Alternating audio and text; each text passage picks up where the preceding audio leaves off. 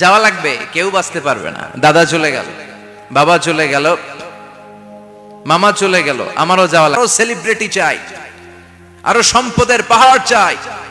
ব্যস্ত, আমরা মহা ব্যস্ত। এত ব্যস্ততা কিসের? স্টপ, থামেন, অনেক হয়েছে, আন না, বসেন, একটু ভাবেন। দাদা চলে গেল, বাবা চলে গেল, মামা চলে গেল, আমাকেও চলে যেতে হবে। মাঝে মাঝে কবরস্থানে যাবেন, যে একটু দেখবেন এই কবরস্থানে শিশুরা শুয়ে আছে, কিশোররা শুয়ে আছে, আপনার মতো তাগড়া যুবকরা শুয়ে আছে, ওদেরও রক্ত গরম ছিল আপনার মতো।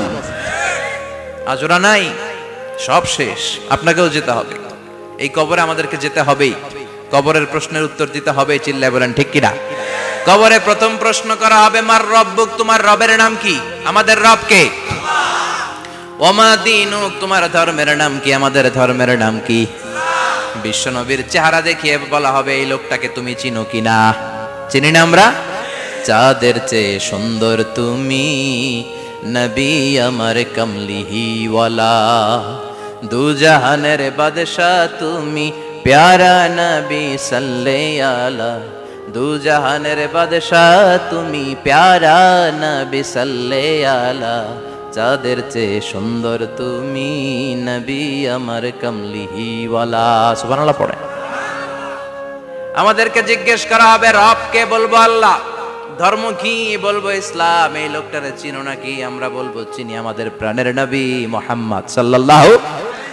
তিনটা প্রশ্নের উত্তর করতে পারলে এডিশনাল আরেকটা প্রশ্ন, ওমা ইলমুক। এই তিনটা প্রশ্নের উত্তর জানলা কেমনে? নকল করছো নাকি? বাংলাদেশে নকল আছে না নাই? কোথায় নকল করে? হ্যাঁ, কিছু লিজেন্ড আছে দেখি একেবারে জামার ভিতরে নকল, টুপির ভিতরে নকল, স্কেলের ভিতরে নকল, মৌজার ভিতরেও নকল আছে না নাই? কথা বলেন। ফেরেশতারা বলবে, তুমি তিনটা প্রশ্নের উত্তর করলে কি করে? আপনাকে বলতে হবে, আমি কোরআন থেকে শিখেছি, আমি হাদিস থেকে জেনেছি। চিল্লায় বলেন ঠিক কিনা? তখন ফেরেশতারা বলবে, আহলান ওয়া সাহলান, মারহাবান, কংগ্রাচুলেশন, তুমি উত্তর করতে পেরেছো। ইফসাহু লাহু কবরুহু 70 যিরান, আপনার কবরটারে 70 হাত লম্বা বানিয়ে দেয়া হবে। ইফতাহু লাহু বাবুন ইলাল জান্নাহ, জান্নাতের দিকে দরজা করে দেয়া হবে। ইলবাসু মিন লিবাসিল জান্নাহ, জান্নাতের পোশাক পরিয়ে দেয়া হবে। আর বলা হবে, নাম কানাউমিল আরুস, বাসর রাতে কনেকে নিয়ে বর যেমনি শান্তির ঘুম, আরামের ঘুম দেয়, তুমিও ঘুম দাও, ঘুমাও।